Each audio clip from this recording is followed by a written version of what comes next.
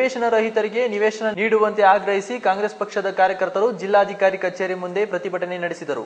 ವಿವಿಧ ಪ್ರಮುಖ ಕಾಂಗ್ರೆಸ್ ನಾಯಕರುಗಳು ಪ್ರತಿಭಟನೆ ನಡೆಸಿದರು. ಇದೇ ಸಂದರ್ಭದಲ್ಲಿ ನಗರಸಭೆ ಸದಸ್ಯರಾದ ಡಿಎಸ್ ಚಂದ್ರೇಗೌಡ ಮಾತನಾಡಿ, ನಿವೇಶನ ನೀಡುವಲ್ಲಿ ವಿಳಂಬವಾಗಿದ್ದು ಅದರಲ್ಲೂ ಭ್ರಷ್ಟಾಚಾರ ನಡೆದಿದೆ. ಬಡವರಿಗೆ ನಿವೇಶನ ಕೊಡಿಸುವ ಉದ್ದೇಶದಿಂದ ಪ್ರತಿಭಟನೆ ಹಮ್ಮಿಕೊಳ್ಳಲಾಗಿದ್ದು, ಬೇಡಿಕೆ ಈಡೇರದಿದ್ದಲ್ಲಿ ಮುಂದಿನ ದಿನಗಳಲ್ಲಿ ಉಗ್ರ ರೀತಿಯ ಹೋರಾಟ ಮಾಡುವುದಾಗಿ ಎಚ್ಚರಿಸಿದರು. ನಿವೇಶನವನ್ನು ಕೊಡೋದನ್ನ ವಿಳಂಬ ಮಾಡ್ತಾ ಇದ್ದಾರೆ, ಅದರಲ್ಲೂ ಕೂಡ ಭ್ರಷ್ಟಾಚಾರ ಮಾಡ್ತಾ ಇದ್ದಾರೆ. ಅವರ ಅನುಯಾಯಿಗಳಿಗೆ ಕೊಡ್ತಾ ಇದ್ದಾರೆ ಅನ್ನೋದ್ರ ವಿರುದ್ಧ ಸಾವಿರಾರು ಜನ ಇವತ್ತು ಪ್ರತಿಭಟನೆ ಮಾಡಿ ಜಿಲ್ಲಾಧಿಕಾರಿಗಳಿಗೆ ಮನವಿ ಸಲ್ಲಿಸ್ತಾ ಇದ್ದೀವಿ. ಇದೇ ರೀತಿ ಮುಂದುವರಿಸಿದಲ್ಲಿ ನಾವು ಮುಂದಿನ ದಿನಗಳಲ್ಲಿ ಒಂದು ದೊಡ್ಡ ಹೋರಾಟವನ್ನು ಮಾಡಿ ಬಡವರಿಗೆ ನಿವೇಶನ ಕೊಡಿಸೋದಕ್ಕೋಸ್ಕರ ನಾವು ಹೋರಾಟ ಮಾಡ್ತೀವಿ ಅಂತೇಳಿ ಹೇಳಲಿಕ್ಕೆ ಈ ಸಂದರ್ಭದಲ್ಲಿ. ಪ್ರತಿಭಟನೆಯ ನೇತೃತ್ವ ವಹಿಸಿದ್ದ ಮಾಜಿ ಸಚಿವ ಬಿಬಿ ನಿಂಗಯ್ಯ ಮಾತನಾಡಿ, ಜಿಲ್ಲೆಯಲ್ಲಿ ಸರ್ಕಾರ ತಕ್ಷಣ ನಿವೇಶನ ರಹಿತರಿಗೆ ನಿವೇಶನ ನೀಡಬೇಕು, ಆಶ್ರಯ ಮನೆಗಳಿಗೆ ನೀಡಿರುವ ಸಾಲವನ್ನು ಮನ್ನಾ ಮಾಡಬೇಕು ಎಂದು ಆಗ್ರಹಿಸಿದರು. ಇವತ್ತು ನಮ್ಮ ಭಾರತೀಯ ರಾಷ್ಟ್ರ ಕಾಂಗ್ರೆಸ್ನ ವತಿಯಿಂದ ಮೂಡಿಗೆರೆ ಕ್ಷೇತ್ರ ಮತ್ತು ಚಿಕ್ಕಮಗಳೂರು ಕ್ಷೇತ್ರ ಒಟ್ಟಾರೆ ಜಿಲ್ಲೆಯಲ್ಲಿ ನಿವೇಶನ ರಹಿತರಿಗೆ ನಿವೇಶನವನ್ನು ತತ್ಕ್ಷಣ ಈ ಸರ್ಕಾರ ಮಂಜೂರು ಮಾಡಿಕೊಡಬೇಕು. ಮತ್ತೆ ಬಡವರಿಗೆ ಹಿಂದೆ ಕೊಟ್ಟಿರ್ತಕ್ಕಂಥ ಆಶ್ರಯ ಮನೆ ಸಾಲ ಏನಿದೆ ಆ ಸಾಲವನ್ನು ಮನ್ನಾ ಮಾಡತಕ್ಕಂಥ ಜರುವಾಗಿ ಮಾಡಬೇಕು ಅಂತಕ್ಕಂಥ ಒತ್ತಾಯವನ್ನು ಮಾಡಲಿಕ್ಕೆ ಇವತ್ತು ಸಭೆಯನ್ನು ಸೇರಿದ್ದೇವೆ. ಬಹುಶಃ ಈ ಸರ್ಕಾರದ ಅವಧಿ ಇನ್ನೊಂದು 5-6 ತಿಂಗಳಿದೆ. ಈವರೆಗೆ ಇವರಿಗೆ ಬಡವರಿಗೆ ನಿವೇಶನ ಕೊಡ್ಲಿಕ್ಕಾಗಿಲ್ಲ, ಮತ್ತೆ ಮನೆಯನ್ನು ಕೊಡ್ಲಿಕ್ಕೆ ಆಗಲಿಲ್ಲ.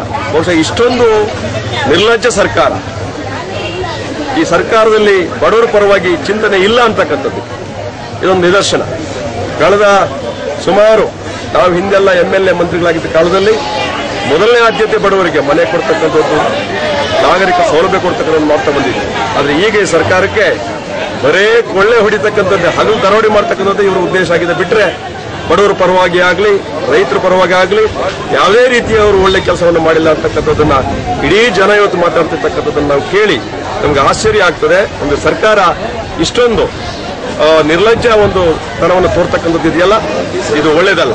ಪ್ರಜಾಪ್ರಭುತ್ವ ವ್ಯವಸ್ಥೆಯಲ್ಲಿ ಜನಕ್ಕೇನು ನಾವು ಆಶ್ವಾಸನೆ ಕೊಟ್ಟಿರ್ತೀವಿ ಅವುಗಳನ್ನು ಈಡೇರಿಸತಕ್ಕಂಥದ್ದೇ ಸರ್ಕಾರದ ಮೊದಲ ಆದ್ಯತೆ ಆಗಬೇಕಾಗಿತ್ತು. ದುರಾದೃಷ್ಟಕರ ಈ ಸರ್ಕಾರ ಎಲ್ಲವನ್ನು ಬಿಟ್ಟು ಎಲ್ಲಾ ವಿಚಾರದಲ್ಲಿ ಲೂಟಿ ಹೊಡಿತಕ್ಕಂಥದ್ದೇ ಇವ್ರ ಉದ್ದೇಶ ಆಗಿದೆ. ಬಿಟ್ಟರೆ ಜನರ ಸೇವೆ ಮಾಡ್ತಕ್ಕಂಥದ್ದಲ್ಲಿ ಇವರು ಏನೇನೂ ಕೂಡ ಸಫಲರಾಗಿಲ್ಲ. ಜನ ಸಂಪೂರ್ಣ ಈ ಸರ್ಕಾರವನ್ನು ತಿರಸ್ಕಾರ ಮಾಡ್ತಾರೆ. ಮುಂದಿನ ದಿನಗಳಲ್ಲಿ ಇವರಿಗೆ ಮುಖ ಕೂಡ ತೋರಿಸಬೇಕಾಗಿರ್ತಕ್ಕಂಥ ಸ್ಥಿತಿಗೆ ಈ ಪಕ್ಷ ಹೋಗ್ತದೆ ಅಂತಕ್ಕಂಥ ನಿಸಂದೇಹ ಹೇಳಲಿಕ್ಕೆ ನಾನು ಇಷ್ಟಪಡ್ತೇನೆ. ಅಷ್ಟೇ ಅಲ್ಲದೆ ನಾನು ನೋಡಿದ್ದೀನಿ, ನಮ್ಮ ಕಾಲದಲ್ಲಿ ಸುಮಾರು 10ರಿಂದ 12 ಸಾವಿರ ಸೈಟ್ಗಳನ್ನು ಎಲ್ಲೆಲ್ಲಿ ಜಾಗ ಇತ್ತು ಹುಡುಕಿಸಿ ಎಲ್ಲಾ ಬಡವರಿಗೆ ಕೊಡ್ತಕ್ಕಂಥದ್ದು ಮಾಡಿದ್ವಿ. ಈಗ ಮುಂದುವರೆದ ಜನಸಂಖ್ಯೆ ಜಾಸ್ತಿ ಆಗಿದೆ. ಜಾಸ್ತಿ ಆದಂತೆಲ್ಲ ನಿವೇಶನಗಳು ಕೊಡ್ತಕ್ಕಂಥದಕ್ಕೆ ಜಾಗ ಬೇಕಾಗಿದೆ.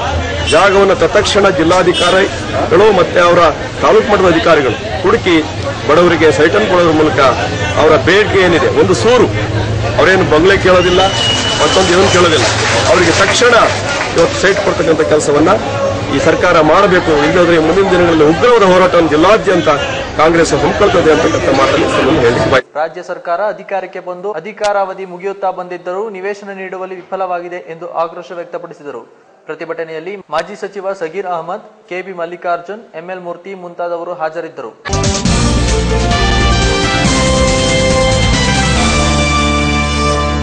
ಸರ್ಕಾರ ಅಮೃತ್ ಮಹಲ್ ಕಾವಲನ್ನು ಖಾಸಗಿ ಸಂಸ್ಥೆಗಳಿಗೆ ನೀಡುತ್ತಿರುವುದಕ್ಕೆ ಅಮೃತ್ ಮಹಲ್ ಕಾವಲು ಉಳಿಸಿ ಹೋರಾಟ ಸಮಿತಿ ತೀವ್ರವಾಗಿ ಆಕ್ಷೇಪ ವ್ಯಕ್ತಪಡಿಸಿದೆ.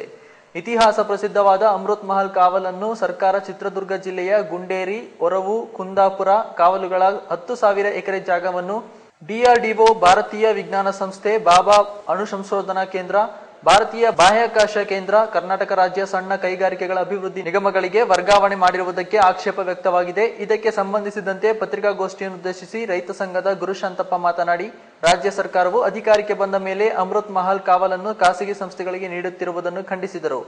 ಉಳಿಸಿ ಹೋರಾಟ ಸಮಿತಿಯಲ್ಲಿ ನಾವು ಕೆಲಸ ಮಾಡ್ತಾ ಇದ್ದೀವಿ. ಈಗಾಗಲೇ ಕಳೆದ 4 ವರ್ಷದ ಕೆಳಗಡೆ ಈ ಭಾರತೀಯ ಜನತಾ ಪಕ್ಷದ ಸರ್ಕಾರ ಅಮೃತ ಮಹಲ್ ಕಾವಲುಗಳನ್ನ ರಾಮಚಂದ್ರಾಪುರ ಮಠಕ್ಕೆ ವಹಿಸೋದನ್ನ ನಾವು ಬೃಹತ್ತಾಗಿ ವಿರೋಧ ಮಾಡಿದ್ರನ್ನ ಫಲವಾಗಿ ಇವತ್ತು ಅಮೃತ ಮಹಲ್ ಕಾವಲುಗಳು ಉಳ್ಕೊಂಡಿದೆ.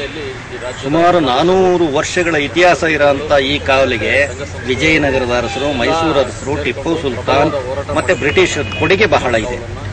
ಅಂತ ಅಮೃತ ಮಹಲ್ ತಳಿ ಅಭಿವೃದ್ಧಿ ಪಡಿಸುವಂತ ಒಂದು ಯೋಜನೆ ರೂಪಿಸೋದನ್ನ ಬಿಟ್ಟು ಸರ್ಕಾರ ಇವತ್ತು ಏನು ಚಿತ್ರದುರ್ಗ ಜಿಲ್ಲೆನಲ್ಲಿ ಇರ್ತಕ್ಕಂಥ ಗುಂಡೇರಿ, ಉಳ್ಳಾರ್ತಿ, ಹೊರವು ಮತ್ತೆ ಕುದಾಪುರ ಕಾವಲುಗಳ 10,000 ಎಕರೆನ ಇವತ್ತು DRDO, ಭಾರತೀಯ ವಿಜ್ಞಾನ ಸಂಸ್ಥೆ, ಬಾಬಾ ಅಣು ಸಂಶೋಧನಾ ಕೇಂದ್ರ, ಭಾರತೀಯ ಬಾಹ್ಯಾಕಾಶ ಸಂಶೋಧನಾ ಕೇಂದ್ರ, ಕರ್ನಾಟಕ ರಾಜ್ಯ ಸಣ್ಣ ಕೈಗಾರಿಕೆಗಳ ನಿಗಮ ಮತ್ತೆ ವಸತಿ ನಿಗಮ ಸೇರಿದಂತೆ 10,000 ಎಕರೆನ ಇವತ್ತು ವರ್ಗಾವಣೆ ಮಾಡೋದಕ್ಕೆ ಹೊರಟಿದೆ.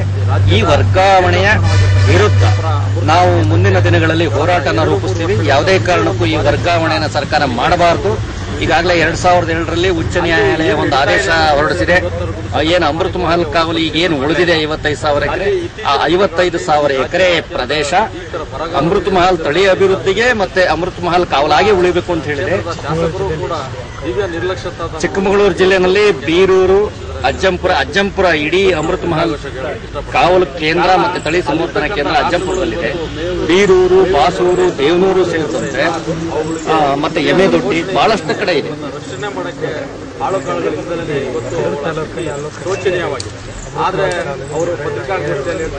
ಹೌದು, ಬಾಸೂರಲ್ಲಿ, ಕಡೂರು ತಾಲೂಕು ಬಾಸೂರಲ್ಲಿ ಈ ಮರಳು ಗಣಿಗಾರಿಕೆ ನಡೆಸ್ತಾ ಇದ್ದಾರೆ ಅಂತ ಹೇಳಿ, ಏನು ಫಿಲ್ಟರ್ ಮರಳು ಮತ್ತೆ ಮರಳು ಗಣಿಗಾರಿಕೆ ನಡೆಸ್ತಾರೆ ಅಂತ ಹೇಳಿ ಬಹಳಷ್ಟು ದೂರುಗಳು ಬಂದಿತ್ತು. ಈಗ ಅಲ್ಲಿ ಮರಳು ಗಣಿಗಾರಿಕೆ ನಿಂತಿದೆ. ಅದರ ಜೊತೆಗೆ ನಾವು ಬಾಸೂರು ಕಾವಲನ್ನ ಅಭಿವೃದ್ಧಿ ಪಡಿಸಿ ಅಂತ ಹೇಳಿದ್ದು, ಇದುವರೆಗೂ ಸರ್ಕಾರ ಆ ಬಗ್ಗೆ ಗಮನ ತಗೊಂಡಿಲ್ಲ. ನಮ್ಮ ಬೇಡಿಕೆ ಏನು ಅಮೃತ ಮಹಲ್ ಕಾವಲನ್ನ ಈಗಾಗಲೇ ಪರಭಾರೆ ಮಾಡೋದಕ್ಕೆ ಹೊರಟಿದ್ದಾರೆ, ಇದರ ವಿರುದ್ಧ ಹೋರಾಟ ಮಾಡ್ತೀವಿ. ಮತ್ತೆ ಸರ್ಕಾರ ಕೂಡಲೇ ಎಚ್ಚೆತ್ತುಕೊಂಡು ಈ ಏನು ಬೇರೆ ಬೇರೆ ಇಲಾಖೆಗೆ ವರ್ಗಾವಣೆ ಮಾಡೋ ಪ್ರಕ್ರಿಯೆ ಮಾಡ್ತಾ ಇದೆ ಅದನ್ನ ನಿಲ್ಲಿಸಬೇಕು. ಮಾಡಲಿಲ್ಲ ಅಂದ್ರೆ ಮುಂದಿನ ದಿನಗಳಲ್ಲಿ ನಾವು ವಿವಿಧ ಸಂಘ ಸಂಸ್ಥೆಗಳು, ವಿಜ್ಞಾನಿಗಳು ಮತ್ತೆ ಪರಿಸರವಾದಿಗಳು ಮತ್ತೆ ಜೀವ ವೈವಿಧ್ಯ ತಜ್ಞರ ಜೊತೆ ಸಭೆ ಸೇರಿ ನಾವು ಮುಂದಿನ ಹೋರಾಟನ ರೂಪಿಸ್ತೀವಿ. ಪತ್ರಿಕಾಗೋಷ್ಠಿಯಲ್ಲಿ ಬಿ ಅಮ್ಜದ್, ಶಿವಾನಂದ ಸ್ವಾಮಿ, ರವೀಶ್ ಕ್ಯಾತನಬೀಡು, ಶಿವಾನಂದ ಮುಂತಾದವರು ಹಾಜರಿದ್ದರು.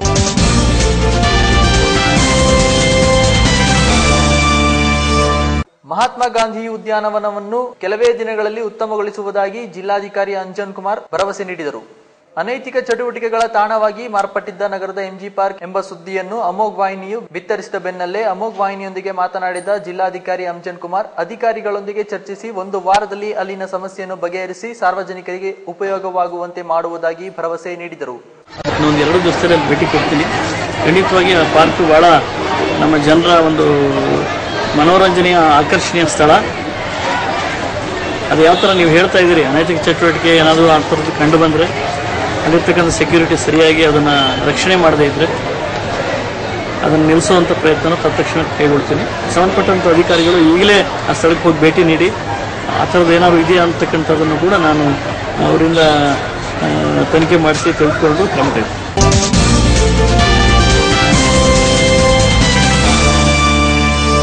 ಎಂಜಿ ರಸ್ತೆಯ ಶ್ರೀರಾಮ್ ಚಿಟ್ಸ್ ಸಂಸ್ಥೆಗೆ ಗ್ರಾಹಕರಿಗೆ ಮೋಸ ಮಾಡುತ್ತಿದೆ ಎಂದು ಆರೋಪಿಸಿ ಇಂದು ಗ್ರಾಹಕರು ಕಚೇರಿಯಲ್ಲಿ ದಾಂಧಲೆ ನಡೆಸಿದರು. ಗ್ರಾಹಕರ ಬಳಿ ಚೀಟಿ ಹಣವನ್ನು ಪಾವತಿ ಮಾಡಿಸಿಕೊಂಡು ಈಗ ಹಿಂತಿರುಗಿಸುತ್ತಿಲ್ಲ ಹಾಗೂ ಒಡವೆಯ ಮೇಲೆ ಅತಿ ಹೆಚ್ಚು ಬಡ್ಡಿ ಹಾಕಲಾಗಿದೆ ಎಂದು ಗ್ರಾಹಕರು ಆರೋಪಿಸಿ ಪ್ರಶ್ನಿಸಿದಾಗ ಇದಕ್ಕೆ ಮ್ಯಾನೇಜರ್ ಉತ್ತರ ನೀಡಬೇಕೆಂದು ಅಲ್ಲಿನ ಉದ್ಯೋಗಿ ಹೇಳಿದರೆ, ಮ್ಯಾನೇಜರ್ ಗ್ರಾಹಕರಿಗೆ ಸರಿಯಾಗಿ ಸ್ಪಂದಿಸದೆ ಹಾಗೂ ಸ್ಥಳಕ್ಕೆ ಬರದ ಕಾರಣ ಉದ್ರಿಕ್ತಗೊಂಡ ಗ್ರಾಹಕರು ಕಚೇರಿಯ ಗಾಜುಗಳನ್ನು ಹೊಡೆದು ಪೀಠೋಪಕರಣಗಳನ್ನು ಧ್ವಂಸಗೊಳಿಸಿದರು. ಮ್ಯಾನೇಜರ್ಗೆ ನಾಳೆವರೆಗೆ ಗಡುವು ನೀಡಿದ್ದು ಗ್ರಾಹಕರಿಗೆ ಸ್ಪಂದಿಸದಿದ್ದಲ್ಲಿ ಉಗ್ರ ಹೋರಾಟ ಮಾಡುವುದಾಗಿ ಎಚ್ಚರಿಕೆ ನೀಡಿದರು. ಶ್ರೀರಾಮ್ 5 ತಿಂಗಳು ಚೀಟಿ ಹಾಕಾಗಿದೆ. 5 ತಿಂಗಳಿಂದ ನನಗೆ ದುಡ್ಡು ಕೊಟ್ಟಿಲ್ಲ. ದಿನ ಇವತ್ತು ನಾಳೆ ನಾಡ್ದು ಅಂತ ನಾಟಕ ಮಾಡ್ತಾ ಇದ್ದಾರೆ. ನಮ್ಮನೆ ಒಡವೆನ ಅಡ ಹಿಡ್ಕೊಂಡು ಬಡ್ಡಿ ಹಾಕೊಂಡು ನನಗೆ ಮೋಸ ಮಾಡಿ 1 ಲಕ್ಷ ರೂಪಾಯಿ ಇಟ್ಟಿದ್ದು ಒಡವೆಗೆ 1.5 ಲಕ್ಷ ಬಡ್ಡಿ ಹಾಕಿದ್ದಾರೆ. ಶ್ರೀರಾಮ್ ಚಿಟ್ಸ್ ಎಲ್ಲವನಿಗೂ ಮೋಸ ಮಾಡ್ತಾ ಇದೆ. ಶ್ರೀರಾಮ್ ಚಿಟ್ಸಲ್ಲಿ ಚೀಟಿ ಹಾಕೊಂಡು ನೇಣು ಹಾಕೊಬೇಕು, ವಿಷ ಕುಡಿಬೇಕು. ಶ್ರೀರಾಮ್ ಚಿಟ್ಸಲ್ಲಿ ಇರೋನು ಯಾವನು ಜವಾಬ್ದಾರಿ ತೋದೋನಲ್ಲ ವ್ಯಕ್ತಿ.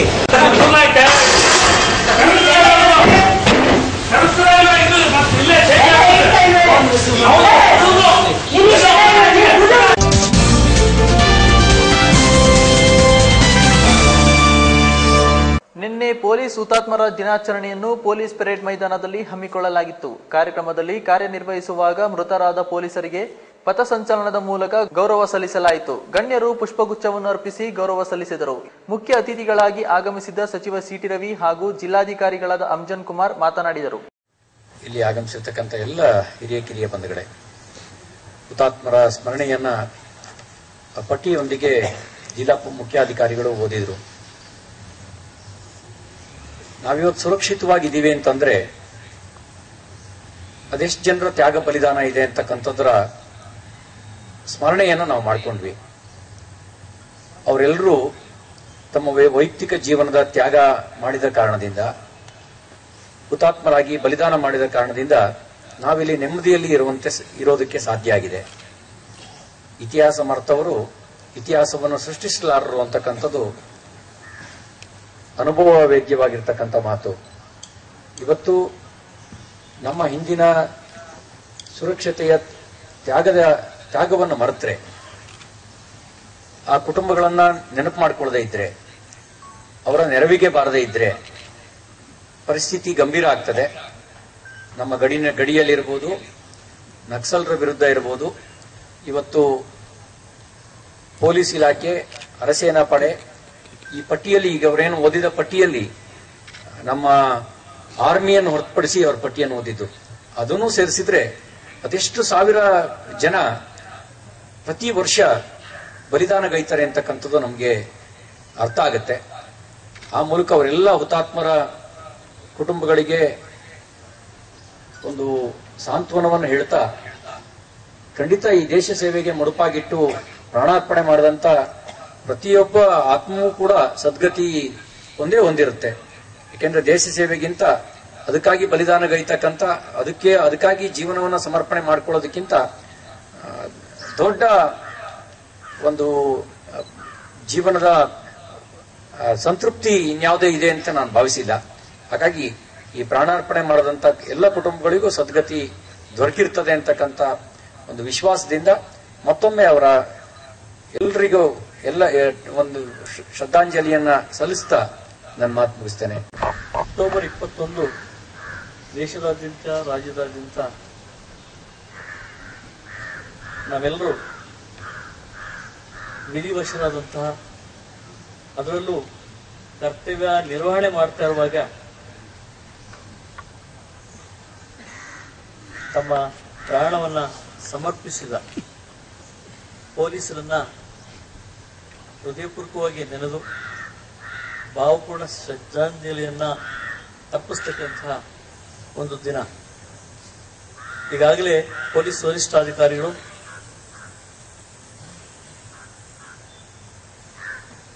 ಪೊಲೀಸರು ಕರ್ತವ್ಯ ನಿರ್ವಹಿಸುವಾಗ ತಮ್ಮ ಪ್ರಾಣವನ್ನ ಹೇಗೆ ಕಳ್ಕೊಂಡಿದ್ದಾರೆ ಅಂತಕ್ಕಂಥದ್ದು, ಎಷ್ಟು ಜನ ಇದರಲ್ಲಿ ಭಾಗಿಯಾಗಿದ್ದಾರೆ ಅನ್ನೋ ಬಗ್ಗೆ ಸುದೀರ್ಘವಾದಂತಹ ಪಟ್ಟಿಯನ್ನೇ ಇವತ್ತು ಹೇಳಿದ್ದಾರೆ. ಇಂದಿನ ದಿನಗಳಲ್ಲಿ ಕರ್ತವ್ಯ ನಿರತ ಪೊಲೀಸರ ಸವಾಲುಗಳು ಬಹಳಷ್ಟು ದೊಡ್ಡದಾಗಿದೆ. ಇವತ್ತು ಸೈನಿಕರು ಯುದ್ಧ ಪ್ರಾರಂಭವಾದಾಗ ಆ ಸಂದರ್ಭದಲ್ಲಿ ಯುದ್ಧ ಮಾಡಿ ಪ್ರಾಣ ಕಳ್ಕೊಳ್ತಕ್ಕಂಥದ್ದು ಒಂದು ವಿಚಾರವಾದ್ರೆ,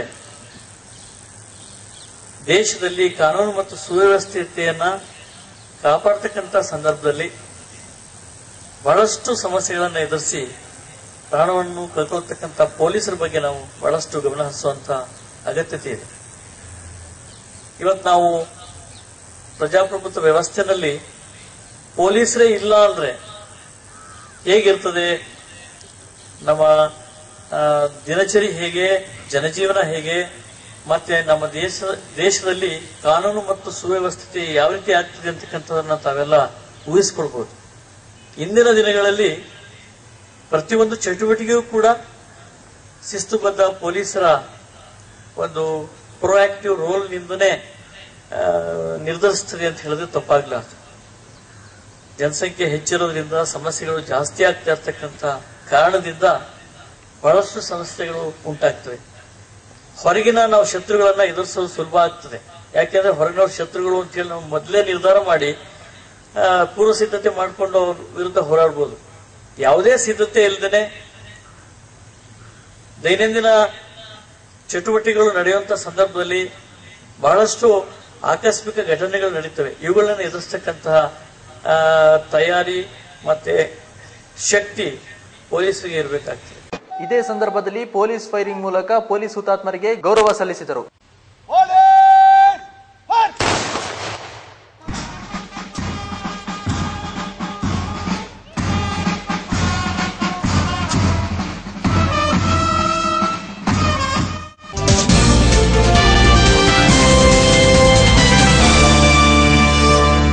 ಸೋನಿಯಾ ಗಾಂಧಿ ಬಗ್ಗೆ ಮುಖ್ಯಮಂತ್ರಿ ಜಗದೀಶ್ ಶೆಟ್ಟರ್ ಅವಹೇಳನಕಾರಿ ಹೇಳಿಕೆ ನೀಡಿರುವುದಕ್ಕೆ ಪ್ರತಿಕ್ರಿಯಿಸಿದ ವಿರೋಧ ಪಕ್ಷದ ನಾಯಕಿ ಮೋಟಮ್ಮ, ಕೇಂದ್ರದಲ್ಲಿ ಎನ್ಡಿಎ ಸರ್ಕಾರವಿದ್ದಾಗ ಕೇವಲ 40,000 ಕೋಟಿ ಅನುದಾನ ನೀಡಿತ್ತು. ಆದರೆ ಪ್ರಸ್ತುತ ಕಾಂಗ್ರೆಸ್ ಸರ್ಕಾರ ರಾಜ್ಯಕ್ಕೆ 80,000 ಕೋಟಿ ಅನುದಾನವನ್ನು ನೀಡಿದ್ದು ಸರಿಯಾಗಿ ಬಳಸಿಕೊಳ್ಳುವುದರಲ್ಲಿ ರಾಜ್ಯ ಸರ್ಕಾರ ವಿಫಲವಾಗಿದೆ ಎಂದು ಕಿಡಿಕಾರಿದರು. ಅದು ಸರಿಯಾಗಿ ನಿರ್ವಹಣೆ ಆಗಿದೆ. ಇದು ದಂಟರಮುಖಿ ಕೆರೆ ಬ್ಯೂಟಿಫಿಕೇಶನ್ ಅಂತ ಮಾಡಿದ್ರು. 18,000 ಕೋಟಿ ಏನಲ್ಲನ್ರಿ? ಎಷ್ಟು ಕೋಟಿ ಅದು? ಅದು ಕೂಡ ಏನ್ ಬ್ಯೂಟಿಫಿಕೇಶನ್ ಆಗಿದೆಯಪ್ಪ? 2 ಕೋಟಿ ಆಗಿರ್ಲಿ, 4 ಕೋಟಿ ಆಗಿರ್ಲಿ, 5 ಕೋಟಿ ಆಗಿರ್ಲಿ, ಏನಾದ್ರು ಬ್ಯೂಟಿಫಿಕೇಶನ್ ಕಾಣ್ತದೆ ನಿಮ್ಗೆ? ವಿಶೇಷವಾಗಿ ಅದಕ್ಕೆ ಏನ್ ಮಾಡಿದ್ದಾರೆ ಹೇಳಿ ನೋಡೋಣ. ಅಲ್ಲಿ ಮಧ್ಯದಲ್ಲಿ ಮೊದಲೇ ಗುಡ್ಡೆ ಇತ್ತು, ಅದು ಗಿಡಗಳಿದ್ದಪ್ಪ, ಅದಕ್ಕೆ ಅನುದಾನ ಖರ್ಚಾಗಿದೆ. ಇಡೀ ರಾಜ್ಯದಲ್ಲಿ ಕೆರೆ ಹೂಳತ್ತೋ ಕೆಲಸದಲ್ಲಿ ಆದಷ್ಟು ಕೆರೆಗಳ ಹೂರೆತ್ತಕ್ಕೆ ಬಂದಂತ ಹಣವನ್ನ ನುಂಗಿ ನೇರ್ ಕುಡಿದಿದಾರಲ್ಲ. ಅದಕ್ಕೆ ಸೋನಿಯಾ ಗಾಂಧಿ ಹೇಳಿದ್ರಲ್ಲಿ ಏನ್ ತಪ್ಪಿದೆ? ಜನರಿಗೆ ಕಾರ್ಯಕರ್ತರು ರಾಜ್ಯದಲ್ಲಿ ಒಟ್ಟು ಟೋಟಲ್ ಸೋನಿಯಾ ಗಾಂಧಿಯವರು ವರ್ಕರ್ಸ್ಗೆ ಇದ್ರ ಬಗ್ಗೆ ನೀವು ಪ್ರಶ್ನೆ ಮಾಡಬೇಕು. ಇದ್ರ ಬಗ್ಗೆ ಬಿಜೆಪಿ ಕಾರ್ಯಕರ್ತನ ಕೇಳಬೇಕು, ಸರ್ಕಾರನ ಕೇಳಬೇಕು ಅಂದ್ರೆ ತಪ್ಪೇನು? ಅವರು ವಿರೋಧ ಪಕ್ಷದ ನಾಯಕರಾಗಿ ಕೆಲಸ ಮಾಡಿದ್ದಾರೆ. ನಮ್ಮ ಜಗದೀಶ್ ಶೆಟ್ಟರ್ ಅವರು ಇವತ್ತು ಅವರು ಅದೃಷ್ಟವಶಾತ್ ಅವರು ಮುಖ್ಯಮಂತ್ರಿ ಆಗಿದ್ದಾರೆ. ಆದ್ರೆ ಈಗ ಅವ್ರು ಕೆಲಸ ಮಾಡ್ಲಿಕ್ಕೆ ಏನಾಗ್ತಿದೆ ಅವ್ರ ಪಕ್ಷದಲ್ಲೇ ಅನ್ನೋದು ಅವ್ರಿಗೆ ಅರ್ಥ ಆಗ್ಬೇಕಲ್ಲ. 4 ವರ್ಷದಲ್ಲಿ ಏನ್ ಅಭಿವೃದ್ಧಿ ಕೆಲಸ ಆಯ್ತು? ಬರೀ ಕಿತ್ತಾಟ, ಹುಚ್ಚಾಟ, ಗುಬ್ಬಗಾರಿಕೆ. 3 ಮುಖ್ಯಮಂತ್ರಿಗಳಾದ್ರು ರೆಸಾರ್ಟ್ ರಾಜಕಾರಣ ಆಯ್ತಪ್ಪ, ಸರಿನಾ? ಬರೀ ರೆಸಾರ್ಟ್ ರಾಜಕಾರಣದಲ್ಲಿ ಈ ರಾಜ್ಯದ ಜನರಿಗೆ ಮೋಸ ಮಾಡ್ಲಿಲ್ವಾ? ಅನ್ಯಾಯ ಮಾಡ್ಲಿಲ್ವಾ? ಏನ್ ಅಭಿವೃದ್ಧಿ ಆಯ್ತು? ಪತ್ರಿಕಾಗೋಷ್ಠಿಯಲ್ಲಿ ಮಾಜಿ ರಾಜ್ಯಸಭಾ ಸದಸ್ಯೆ ಬಿಂಬಾ ರಾಯ್ಕರ್, ವಿಧಾನ ಪರಿಷತ್ ಸದಸ್ಯೆ ಗಾಯತ್ರಿ ಶಾಂತೇಗೌಡ ಹಾಜರಿದ್ದರು.